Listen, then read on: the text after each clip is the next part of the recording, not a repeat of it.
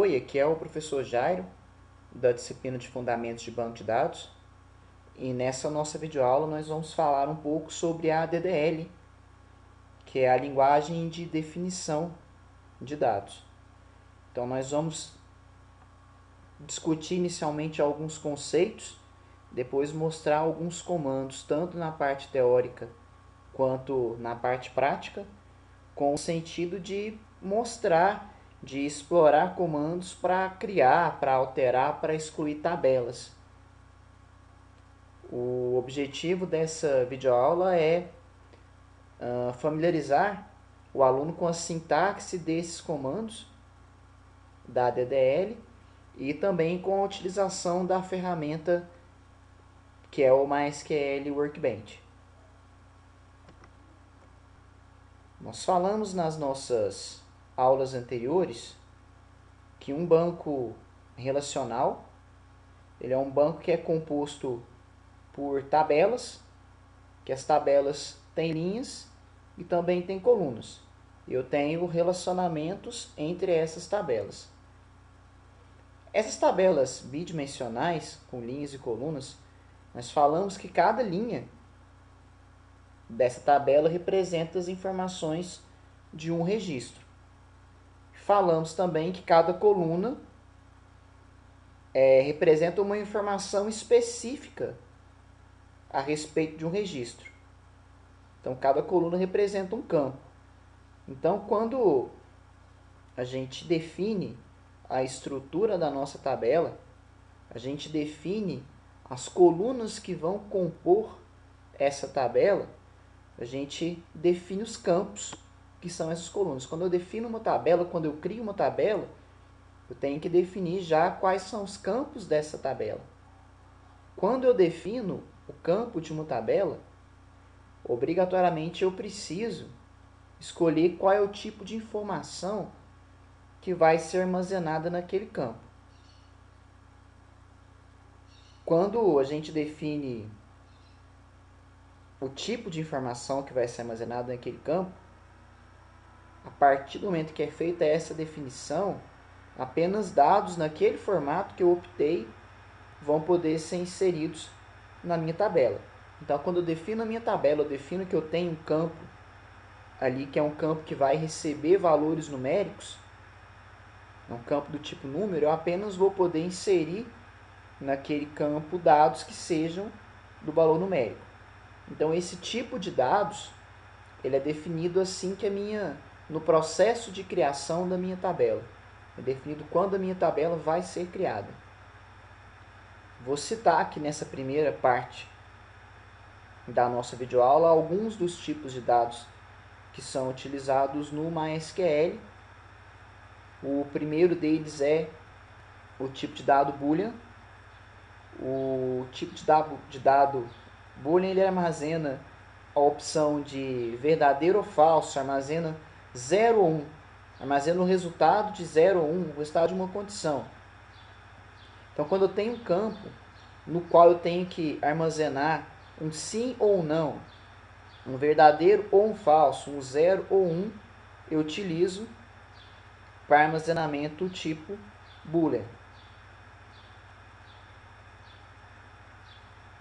Exemplos de utilização desse campo booleano em um site, em programação para a internet, seria se eu tenho lá no meu site um campo no qual o usuário vai marcar se ele quer ou se ele não quer receber um e-mail de propaganda, de promoções da minha empresa. Então, seria um sim ou não. Eu tenho outras diversas situações em que eu posso precisar armazenar um verdadeiro ou um falso. Então, nesse tipo de situações, o tipo do meu campo é um tipo de dados Boolean. No MySQL, que é o campo que nós vamos estudar, se utiliza esse tipo TININT, que na verdade é um campo numérico com uma posição só que simula o tipo de dados Boolean.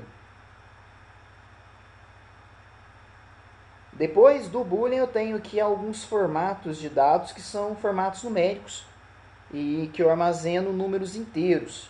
que seria na ordem do nosso slide o tiny int, small int, o int e o big int. A diferença entre um ou outro desses quatro tipos de dados, entre esses quatro tipos de dados inteiros, é relacionado ao tamanho dos números, o tamanho da capacidade que eu tenho de armazenamento, o tamanho do número que pode ser armazenado. Então, quando eu falo, por exemplo, aqui do meu small int, é um tipo de dados no qual eu posso armazenar valores de menos 32.768 até 32.767. Agora, se os números que eu pretendo armazenar eles vão ser maiores, eu posso optar, por exemplo, pelo int, que vai ali de menos 2 bilhões até pouco mais de 2 bilhões. Então, escolher o formato do meu tipo de dados quando é numérico, para escolher qual tipo vai ser utilizado, eu devo pensar no tamanho dos valores que vão ser armazenados nesse campo. Se eu escolher um campo muito grande para armazenar um valor muito pequeno, então escolher um campo muito maior que o valor que eu vou armazenar, eu não vou estar fazendo uma boa escolha, porque o meu banco vai manipular sempre esse espaço de memória que é muito maior do que eu estou utilizando.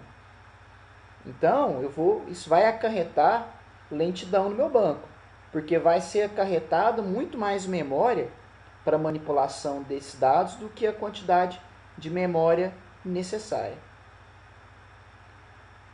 Tenho que, após os valores float e double, que na verdade também são para armazenamento numérico, porém nesse caso para armazenamento de números com casas decimais. Então, quando eu falo em float e falo em double, eu falo em números com casas, eu posso armazenar números com casas decimais. Então, eu posso armazenar, por exemplo, dinheiro nesses dois tipos de campo, float e double. É interessante falar também que eu posso definir num primeiro momento um campo numérico da minha tabela, por exemplo, como small int. E se no decorrer da utilização do meu banco, eu perceba que eu vou precisar de armazenar um valor maior, eu posso trocar o tipo do meu campo de small int para int. Isso antes da minha necessidade de armazenar um número que estoure a capacidade do meu campo small int. Então eu posso aumentar o tamanho do meu campo para um campo maior, desde que eu não tenha ainda precisado armazenar valores maiores que essa capacidade no meu banco. Eu posso aumentar o tamanho do meu banco, do meu campo, e aumentando esse tamanho eu não vou perder nenhuma informação já armazenada no meu banco de dados.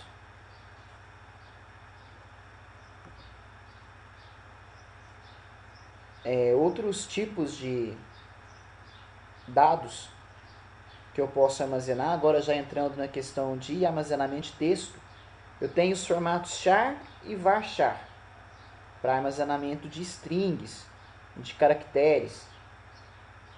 Interessante eu destacar aqui nesse momento que quando eu escolho que o tipo da minha variável vai ser char ou vai ser varchar, eu preciso definir o tamanho do texto que vai ser armazenado nessa variável. Então eu defino obrigatoriamente, além de char ou varchar, eu defino a quantidade de caracteres máxima que vai ser armazenado ali no meu campo. Ou seja, se eu pretendo definir um campo nome do tipo char ou varchar, eu tenho que falar que é um campo nome do tipo char e tenho que falar que ele tem 40 ou 50 caracteres. Então eu defino a quantidade máxima de caracteres que vai ser armazenada nesse meu campo para armazenamento de texto. A diferença entre o char e o varchar seria que quando eu defino o meu campo como char e armazeno uma string que tenha menos caracteres do que a capacidade máxima do meu campo, automaticamente o banco vai completar os outros caracteres que eu não estou utilizando, ele vai completar os outros caracteres com espaço. Enquanto o varchar ele não faz isso, ele vai manter armazenado apenas o conteúdo que foi digitado pelo meu usuário, que foi informado para armazenamento no meu campo. Então o char completa com espaço e o varchar não completa. Uma outra observação também interessante sobre esses campos no formato string é que a gente não devemos definir um campo que vai receber números e vai ser necessário realizar cálculos entre esses números como char ou como varchar. Então, se é um campo numérico, se eu for realizar cálculo com o valor armazenado nesse campo numérico, eu não posso definir como char ou como varchar. Na verdade, eu até posso definir, mas definindo ele como tipo string, eu vou precisar de fazer conversões no meu banco de dados. Então eu vou ter que fazer uma conversão, ou no meu banco, no meu sistema, eu vou ter que converter esse valor string para texto, eu vou ter que realizar o meu cálculo, e depois para armazenar no banco de dados, eu vou ter que converter novamente de número para texto. Então eu vou ter que utilizar uma conversão de texto para número, executar o cálculo, e depois converter de número para texto para armazenar no banco. Então não é uma operação inteligente, vai acarretar também, esse excesso de conversões vai acarretar lentidão no meu sistema. Para armazenamento agora de datas, eu tenho meu comando date, se eu precisar armazenar datas. Se eu precisar armazenar horário, armazenar tempo, eu posso utilizar o meu comando time. E eu tenho também uma variação que é o datetime, que permite que eu faça o armazenamento das duas coisas. Então eu armazeno quantidade de horas, de minutos e a data, se o meu campo for do formato datetime.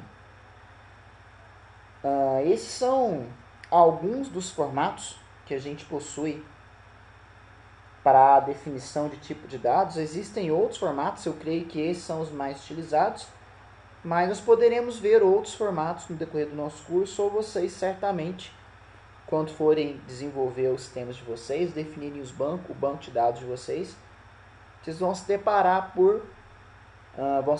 com situações em que você vai precisar definir tipos de dados diferentes desde que nós apresentamos até esse momento na nossa videoaula.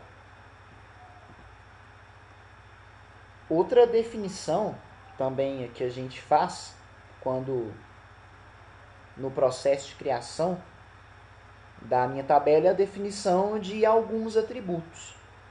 Na verdade, um atributo ele nada mais é que uma informação que acompanha um campo.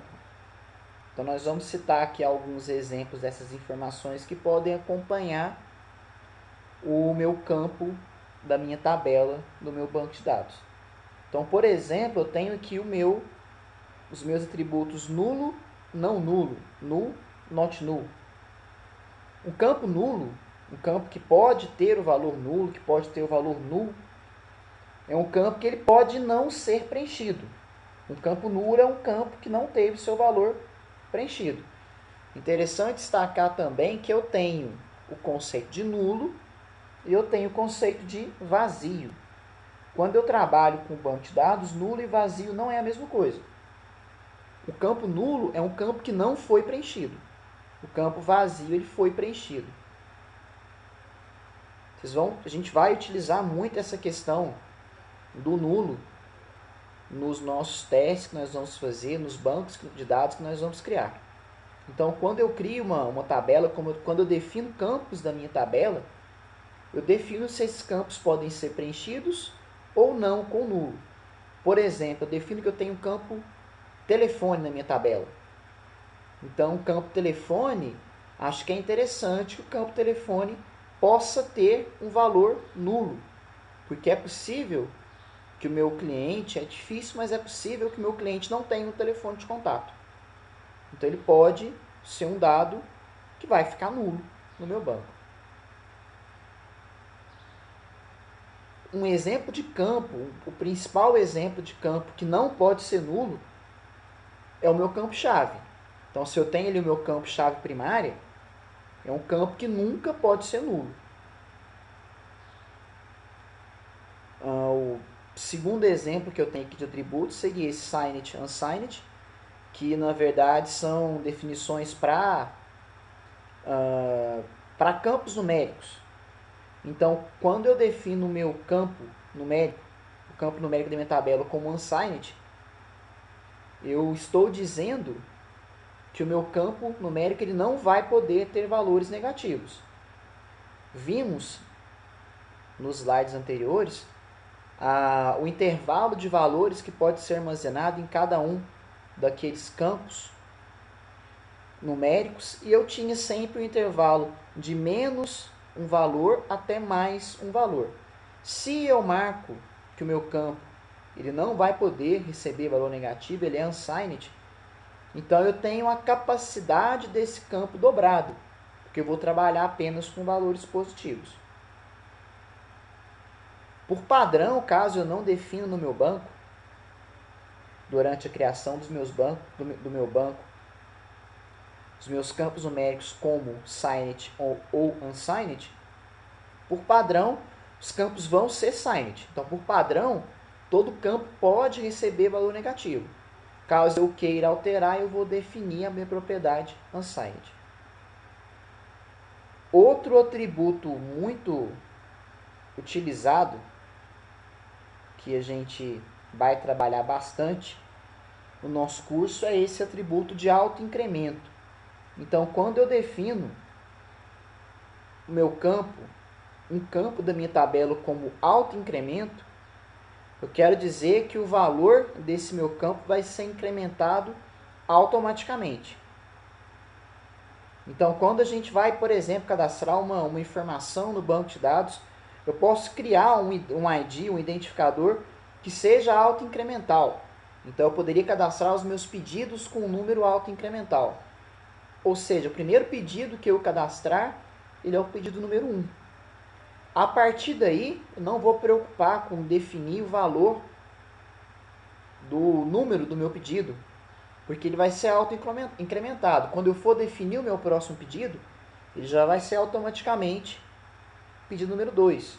O próximo, número 3, porque ele vai ser incrementado automaticamente. Então, trabalhar com identificador com autoincremento vai fazer com que eu tenha obrigatoriamente no meu banco uma situação em que cada informação vai ter um ID diferente. Então, quando o meu ID é autoincremento, obrigatoriamente cada registro vai ter um ID diferente.